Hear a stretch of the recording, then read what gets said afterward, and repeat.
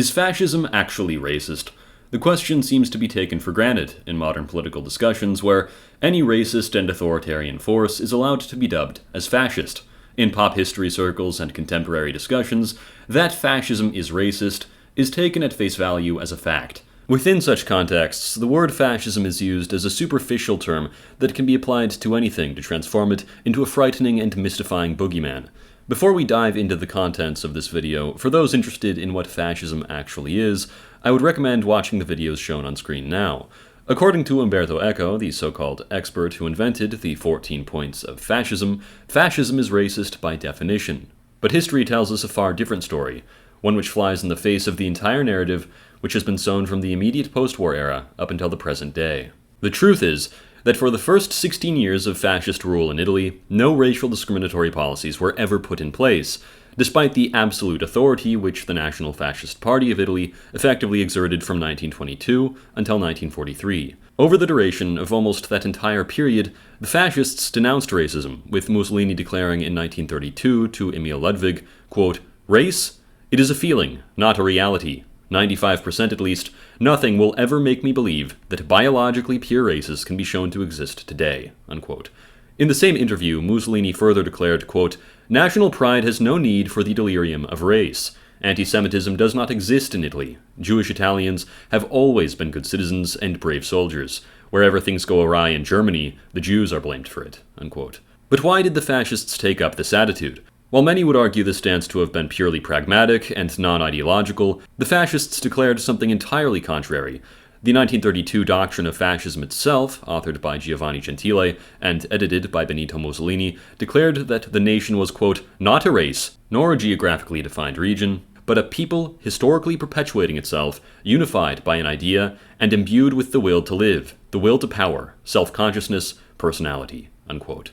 Interestingly, many Italian Jews joined the fascist movement, with approximately 230 participating in the March on Rome, while at the same time 746 held PNF membership cards, as Mussolini counted many Jews among his closest collaborators, including Margherita Sarfatti, who was for a time his mistress. In another instance, Mussolini stated, quote, "A few days or so ago, the famous anthropologist Sir Grafton Elliot Smith, speaking to a congress of European scientists, did not scruple to declare that the Nazi doctrines of a pure race, or Aryan, if you will, falls in flagrant conflict with the recognized teachings of anthropological science. Science, therefore, does not guarantee the purity of anyone's blood. But which race? Does there exist a German race? Has it ever existed? Will it ever exist? Reality, myth, or hoax of the theorists," unquote. When complimenting an anti-racist article by Indro Montanelli, also in 1932, Mussolini declared, quote, "Well done! Racism is for the blondes," unquote.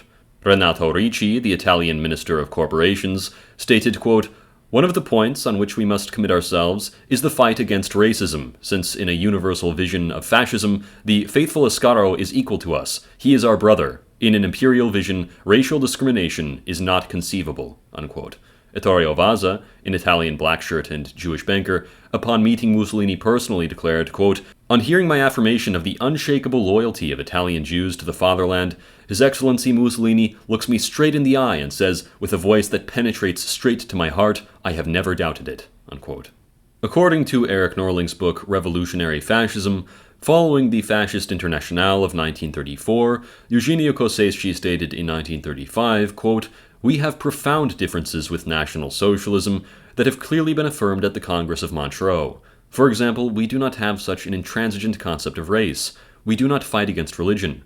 In Montreux, we defined our position on antisemitism. For us, it is not a question of races. I think we should only invite parties that have a constructive ideal and that want corporatism," unquote. He further stated, quote, "If universal fascism wants to be truly universal, and if it wants to safeguard peace, it must confirm that it considers cooperation between the peoples of the world and the different European races and civilizations," unquote. Though some may find the reality shocking, according to Renzo Di Felice in his book History of Italian Jews Under Fascism, in 1934 Benito Mussolini himself affirmed, quote, "I am a Zionist, me," unquote.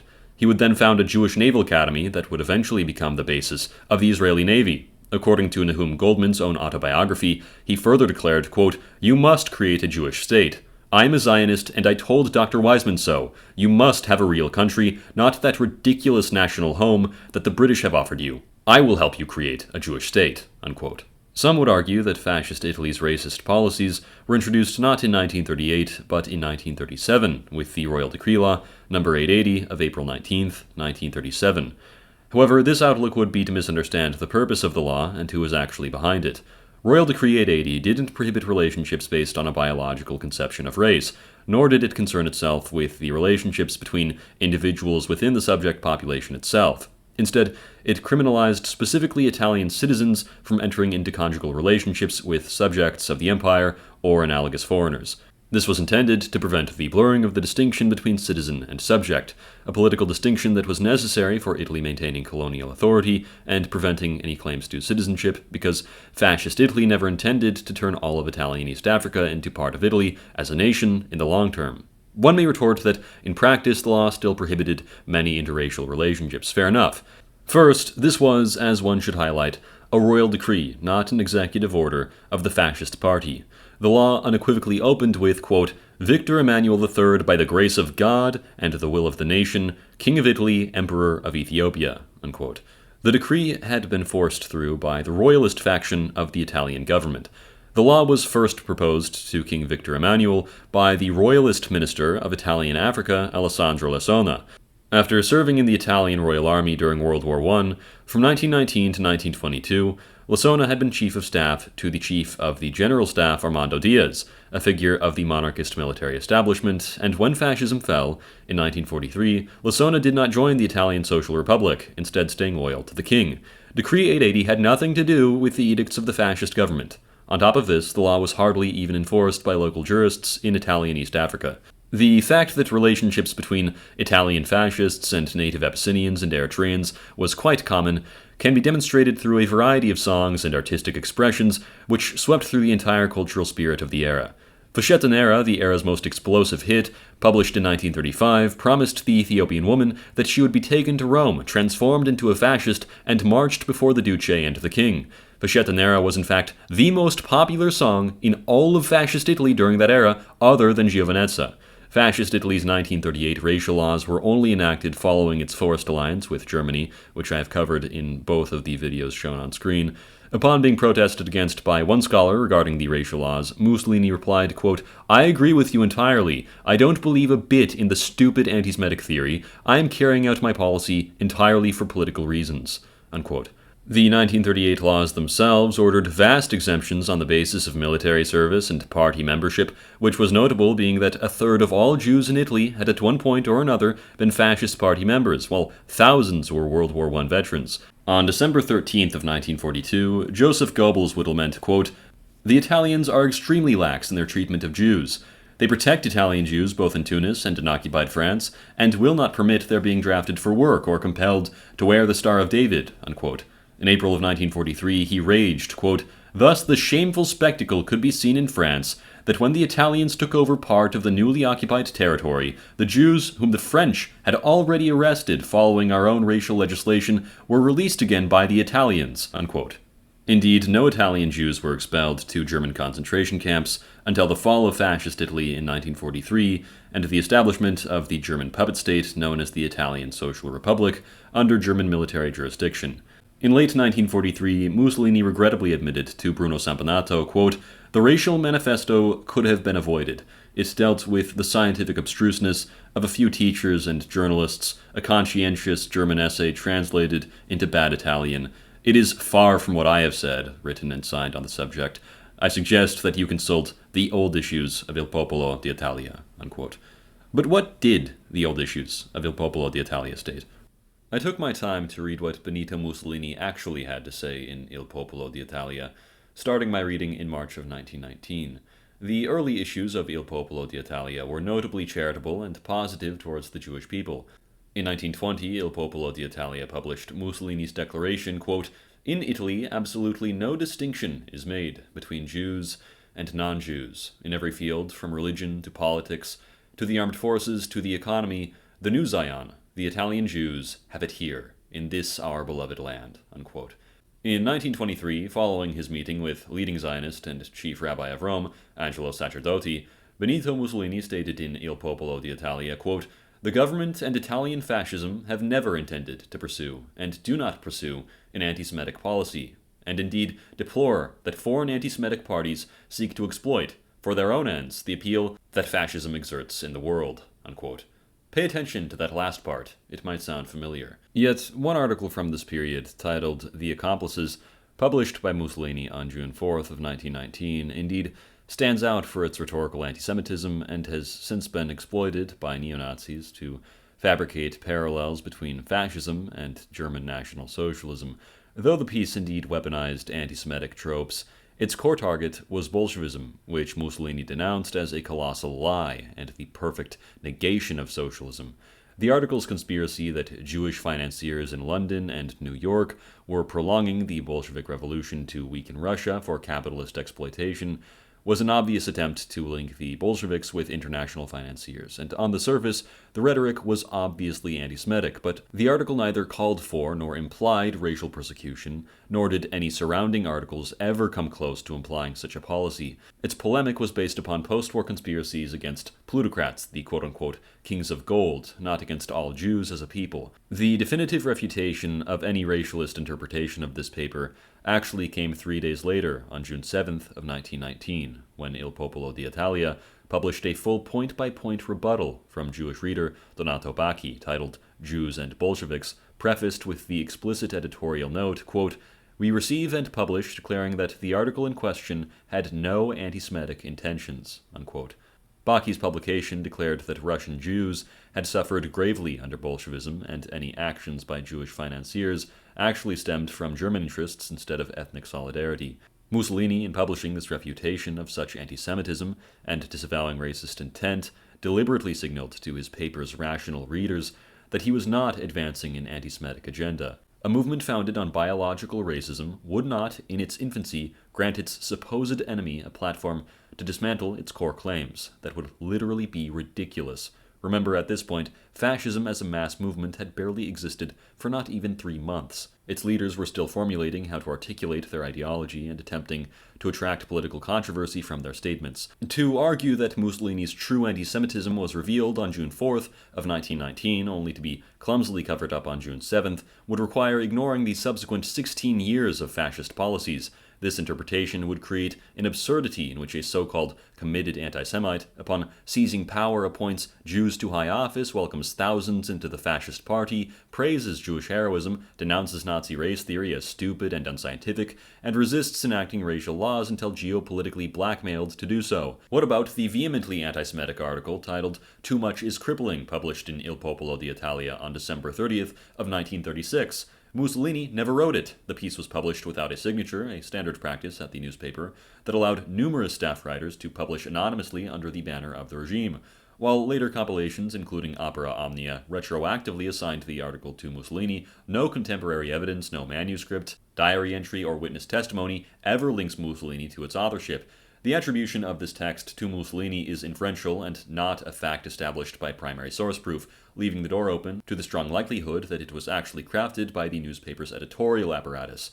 The fascist state in Austria, under Engelbert Dollfuss and Kurt Schuschnigg in the 1930s, repudiated Hitler's race doctrine. The Austrians expressed their national ideal through Christian unity and the Standesstaat, or cooperative state, rather than through any exclusionary policies. In one interview with the London Morning Telegraph on January 5th of 1938, Chancellor Schuschnigg made his point forcefully, quote, "Christendom is anchored in our very soil, and we know but one God. And that is not the state, or the nation, or that elusive thing race. Our children are God's children, not to be abused by the state. We abhor terror. Austria has always been a humanitarian state. As a people, we are tolerant by predisposition," unquote.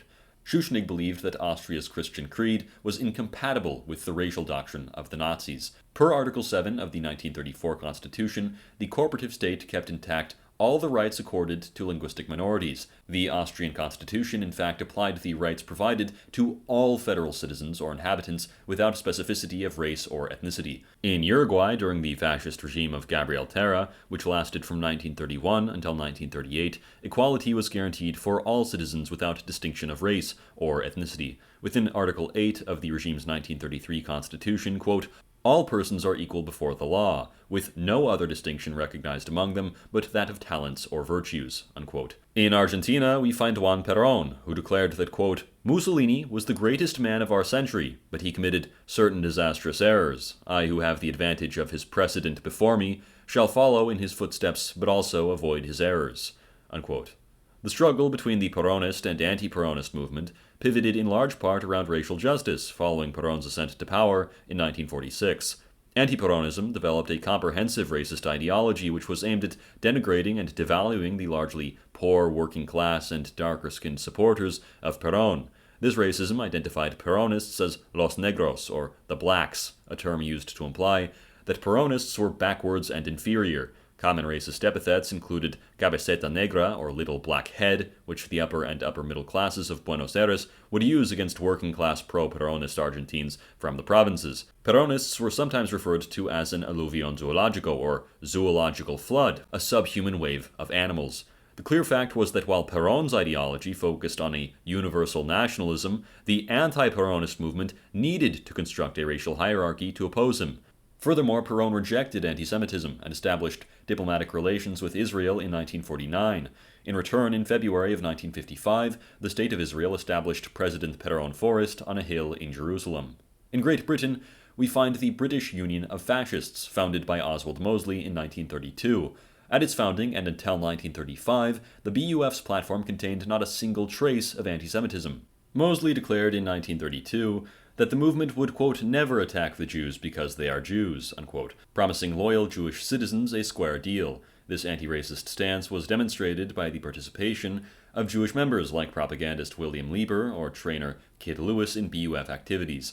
The BUF's position was so distinct from Nazism that it was denounced by British Nazis such as Arnold Leese, who mocked it as the British Junion of fascists, and called Mosley a kosher leader and a kosher fascist. In a July 28, 1933 interview with the Jewish Chronicle, Mosley explicitly condemned Hitler's anti-Semitism as his greatest mistake and a manifestation of the German character, assuring that British fascism would preserve the nation's tradition of tolerance. Unfortunately, requiring funds, the BUF turned to German financial support to prop itself up from 1935 until 1937. This dependency allowed a large Nazi clique led by William Joyce to form within the BUF, which was nonetheless actually purged from the party by Mosley himself in 1937. Following this purge and until 1940, the BUF sidelined anti-Semitic propaganda, and in 1938, Mosley personally petitioned the Third Reich to release the Jewish banker Louis de Rothschild from custody. Decades later, in a 1967 interview, Mosley condemned Hitler's racial theory as complete nonsense, stating that his BUF could never have been anti-Semitic. 32, when we started, 1932, anti-Semitism was never mentioned. It was unknown to us. For 2 years, the subject was never mentioned.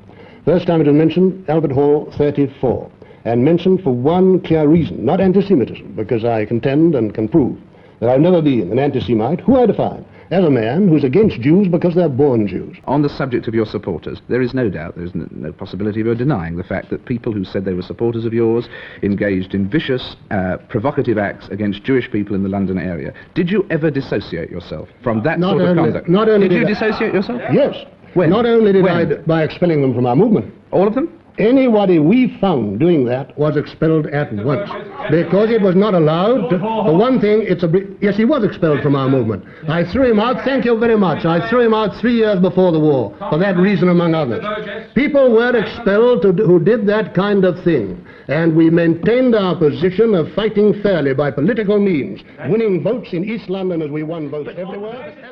While the examination of fascism generally reveals an explicit and obvious rejection of biological racism, Romania's Iron Guard presents a seeming counterpoint that requires a much more rigorous analysis. The legionary movement, founded by Cornelio Zello Cadreanu on June 24th of 1927, also known as the Legion of the Archangel Michael, despite being a genuinely fascist movement, was actually anti-Semitic both in ideology and in practice. However, in analyzing the Iron Guard's vocabulary, policies, and actions, as documented by Romanian historian Ilarian Tiu, one will find that the Iron Guard's anti-Semitism was based upon a religious, non-biological anti-Semitism, which at the time defined Romania's entire political landscape. Anti-Semitism emerged within the Iron Guard as a broader reflection of the ideological characteristics of the Romanian people at large. The Iron Guard's ideology was saturated with the clerical attitude which was so extremely popular in interwar Romania.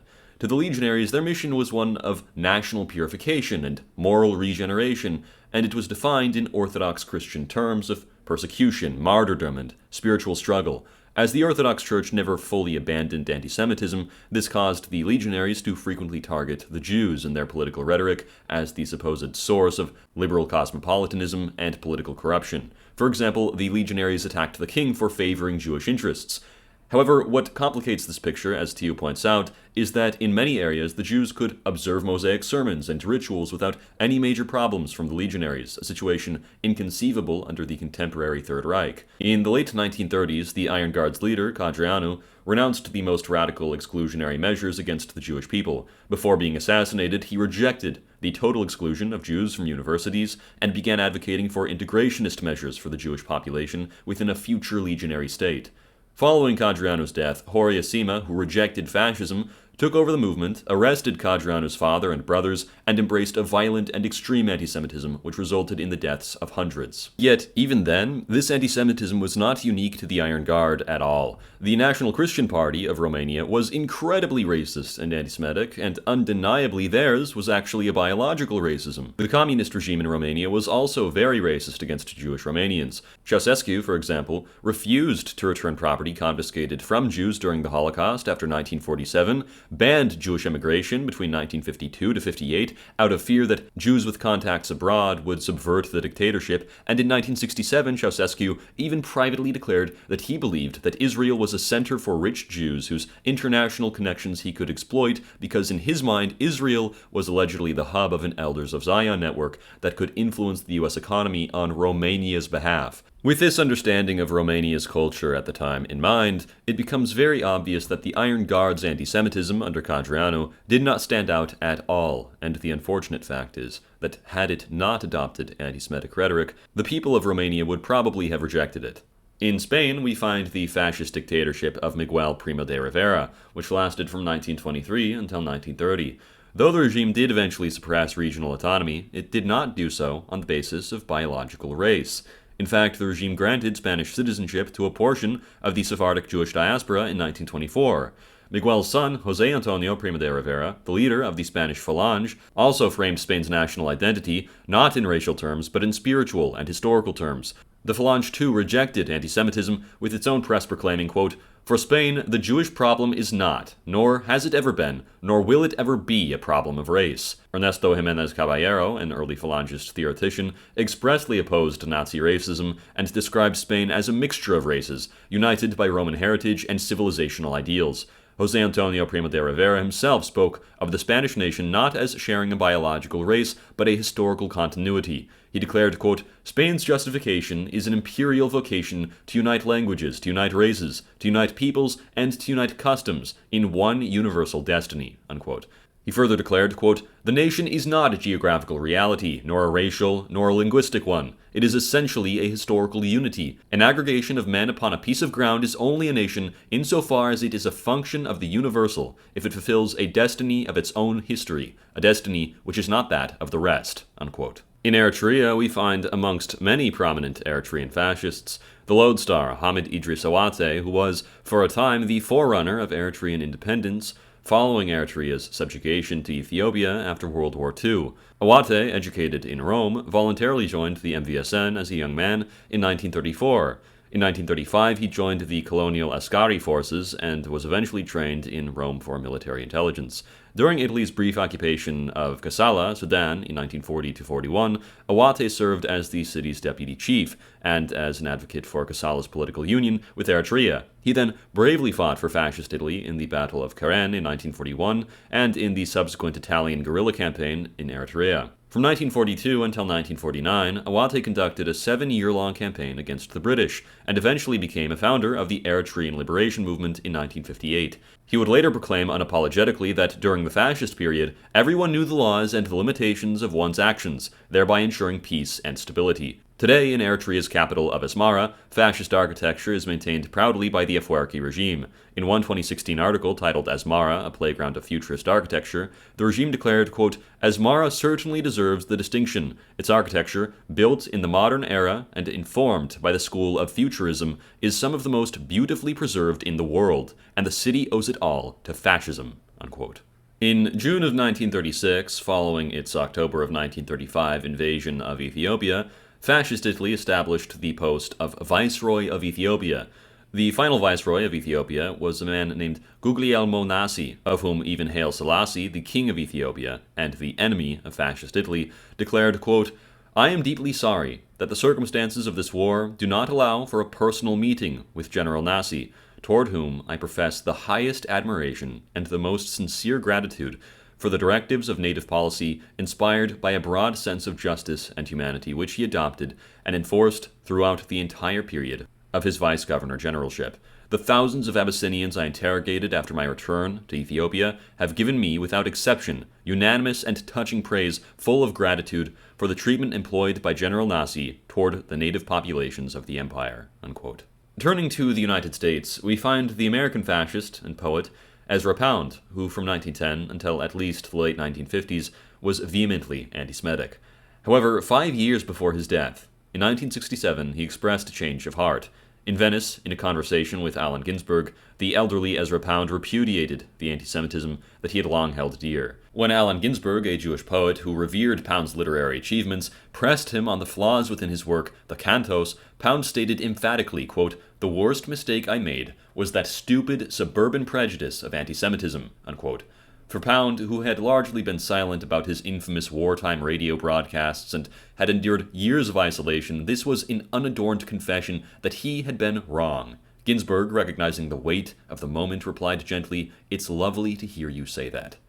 But why is fascism so conflated with the racist ideology of German Nazism? The myth was actually popularized through a 1951 Soviet propaganda publication titled Falsifiers of History. It achieved this conflation by falsely referring to both the Germans and the Italians alike as the fascist aggressors throughout its narrative. Throughout the immediate post-war era, the NKVD referred to literally every instance of anti-Soviet resistance as fascist, no matter its ideological inclination. Liberals, agriculturalists, and socialists from, say, for example, the Ukrainian Social Revolutionary Party were suddenly all fascists. All resistance movements, including those across Lithuania, Finland, Poland, and Ukraine, were suddenly fascists. All resistance fighters from Hungary and Czechoslovakia were referred to as fascists, despite the fact that, say, all members of the Hungarian uprising in 1956 were members of the Communist Party. Within the Falsifiers of History, Stalin attempted to frame British Lord Halifax's visit to Hitler at Obersalzberg in November 1937 and the Munich Conference of September 29th to 30th of 1938 as a collective conspiracy between the conniving fascist states and the imperial Western powers. With Fascist Italy now defeated following World War II, this Cold War propaganda was an attempt not only to debilitate fascism, but to vilify the Western powers and vindicate the foreign policy of the Soviets.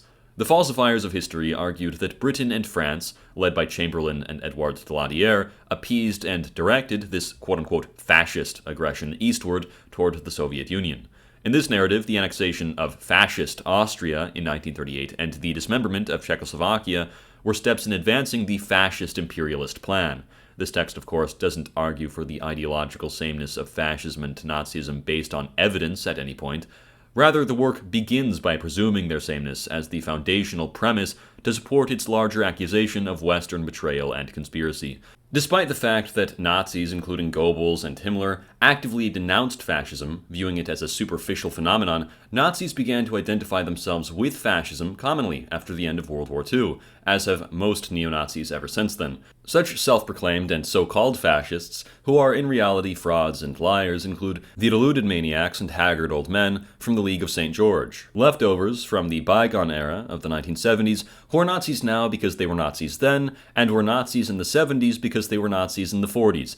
These figures are so antiquated that they're unable to even be called neo-Nazis because they were Nazis when the original Nazis were still around. There's simply nothing new about them. These men in the League of St. George pride themselves on having access to books not generally available to the public, or, in their own words, quote, "The League also provides the public with books not normally available through mainstream outlets on folk culture, history, and politics," unquote. At least some of these books appear to be completely fabricated and attributed fictitiously to fascists of the old days who they wish to legitimize themselves through. Such fraudulent works include their 90s publication of a conspiratorially anti-Semitic book titled Our Financial Masters, which these racists have attributed to the anti-racist Alexander Raven Thompson. If one were to attempt to find any mention of this book before 1998, one would find only its 1980 publication by the Sons of Liberty.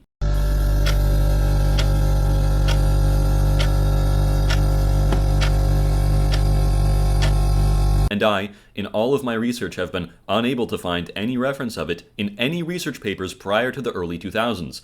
If this anti-Semitic work were an authentic one, it would have undoubtedly and unscrupulously been used to deride fascism for almost the last century, and yet the book seems to pop out of nowhere about 4 decades ago, attributed to a man who lacked any history of anti-Semitism.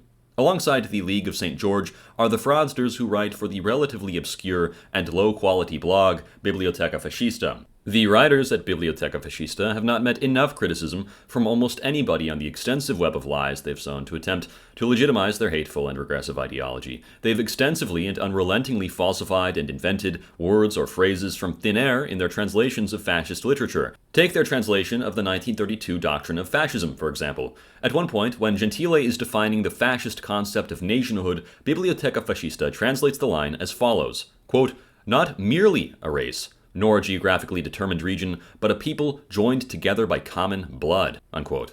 The word for blood in Italian, sangue, does not appear in the original Italian document. It does not exist, and it was maliciously invented for ideological demagogues to manipulate so that they could excuse and correlate fascism with the evil and regressive blood and soil ideology of National Socialism. It's notable that these translators further interpolated the phrase "not merely a race" as well. Giovanni Gentile was disgusted by the concept that somebody's natural characteristics could endear them to one worldview or another because he was not a naturalist. He opposed naturalism at its most foundational point precisely because that was the ontological position of fascism. The original Italian is shown on screen, and the accurate translation goes as follows: "Not a race, nor a geographically defined region, but a historically perpetuated lineage," or alternatively, a lineage historically perpetuating itself. There's also the online neo-Nazi Zoran Zoltanous, notorious for inventing lies which have no basis, not even in pseudo-history. One of his most flagrant lies was published in his Substack article titled Racism in Italian Fascism. In this article, Zoltanous attempted to discredit Emil Ludwig's talks with Mussolini, which I cited earlier in this video, by alleging that the discussions which reveal the extent of Mussolini's anti-racism were somehow inauthentic. He asserted that the fascist government ultimately banned the book, that Mussolini was angered by its existence, and that he tried to prevent its publication. These are all lies, and I'm about to show you exactly how. In 1932, Arnoldo Mondadori, the book's Italian publisher, brought the proofs to Mussolini before publication. Mussolini then made handwritten corrections directly on the proofs and explicitly authorized its publication. The book was printed and released in June of 1932, with its entire first print run of 20,000 copies selling out in a matter of days. This is the book that Nazis now claim was supposedly banned by the fascist government. As should be unsurprising to everybody by now, this too is a lie. The government ordered not a ban on the book, but a restriction on unauthorized reprints of it. Mussolini had complained to the publishers not about the contents of the book, but about the language it was published in. He called it, quote, German, Croatian, Greek, Judaic, Ostrogothic, anything but Italian, unquote. His demand to the publisher was for a better and more accurate and comprehensible Italian translation before more copies of it were made. The book was never pulled from the shelves, and the initial 20,000 copies continued circulating legally. Furthermore, a year later, in 1933, Mussolini reviewed the text again, made minor modifications, and allowed its republication by Mondadori. While the Nazis are compelled to lie that Ludwig did not accurately transcribe Mussolini's words or that the book was never acknowledged by him, history again tells us otherwise. The publisher, Mondadori himself, stated that the conversations were desired by Mussolini and subsequently approved by him. Scholar Andrea Martini, cited by Amedeo Gasparini, further confirmed that in the book's genesis, quote, no dialogue was invented and it was approved by Mussolini, unquote. Mondadori preserved and later published in 1950 the original proofs with Mussolini's own autograph corrections, providing physical, undeniable proof of his personal involvement. Let's take a look at these corrections, since Zoltanous clearly did not. All of Mussolini's corrections were stylistic and tonal, and had nothing to do with revising or correcting the views he expressed to Ludwig. As our first example, Mussolini changed his statement, "the mass is female," to "the mass is woman." He further changed "damnedly difficult" to "extraordinarily difficult" to adopt a more statesmanlike tone. He changed "unleash a movement" to "start a movement." As an act of diplomatic protocol, he changed "I and the king" to "the king and I." He notably did change a reference to his youth as that of a communist to that of a socialist, which is historically consistent. Finally, Zoltanous argued that the talks with Mussolini must be a forgery, because the German Nazi Party functionary Frederick C. Willis said so himself. Profound. Inventing lies for the purpose of self-legitimization is simply what Nazi influencers do, because fundamentally they are scummy and lazy pathological liars whose ineptitude is perpetually compounded by their stupidity. Real and accredited scholars in fascism, including A. James Gregor and Zeev Sternhell, have done far better work in the field than any of the aforementioned frauds, and would be worthwhile for some to sit down and read. In A. James Gregor's book Mussolini's Intellectuals, he proclaims, quote, none of the major fascist intellectuals were racists of the sort one found in National Socialist environs, unquote. He also stated, quote, the notion that a human being's biology might shape his or her nationality or moral allegiance was rejected by actualists as not only epistemologically objectionable, but morally repugnant, unquote. The historical record simply negates the reflexive and ahistorical equation of fascism with biological racism. As demonstrated throughout this video, the authentic fascist movements from Italy to Britain, from Spain to Argentina, all defined the nation as a spiritual and historical entity, not as a biological race. For nearly 2 decades, Fascist Italy operated without any racial laws, denounced antisemitism, and integrated minority citizens into both its party and state. The 1938 laws were a complete and tragic transgression against the people of Italy, one born of the necessity of appeasing an extremely powerful military ally that it neither chose nor admired. Fascist universalism, the idea of a nation unified by a common idea and will, is entirely incompatible with Nazi particularism, the idea of a nation defined by exclusive biological blood. This is why Nazi intellectuals disdained fascism as superficial, and why the fascists condemned Nazi race theory as a barbaric and unscientific delirium. The persistent myth of racist fascism is the product of 2 great historical forgeries. First, Soviet propaganda, which deliberately conflated all anti-communist forces as fascist, and second, post-war neo-Nazi fraud, which has relentlessly falsified texts, fabricated quotes, and lied about historical events in a desperate attempt to steal the legacy of a movement that, in its heyday, despised them. Therefore, to ask, is fascism even racist, is actually to bring forward too simple a question. The true inquiry one should have is, why has a movement that so clearly and vociferously condemned racism for all of its existence been irrevocably branded with its opposite? The answer is that fascism as a word has been deliberately hollowed out and transformed into a free-floating signifier for the ultimate evil, a terrifying but empty boogeyman that can be weaponized to tar any opposition. Through propping up this ultimate boogeyman, one is liberated from the burden of critical thought and the discomfort of complex history. To insist on this falsehood, beyond promoting pseudo-history, is to absolve Nazism of its unique industrialized horror by blurring it into a broader, vaguer, and amorphous category of taboo authoritarianism, a category which is increasingly being tapped into anyways by younger generations, and one which inadvertently renders the victims of Nazi ideology as invisible. It is to ignore the specific and potent danger of biological racism as a distinct ideology, and it is to surrender critical thinking to a lazy, manipulative catch-all term. The record needs to be corrected. Authentic fascism was authoritarian, it was nationalistic, and it also saw racism as a rival and alien doctrine. For many, the acknowledgement of this truth complicates the comfortable and false narratives of history, but it's one that must be confronted.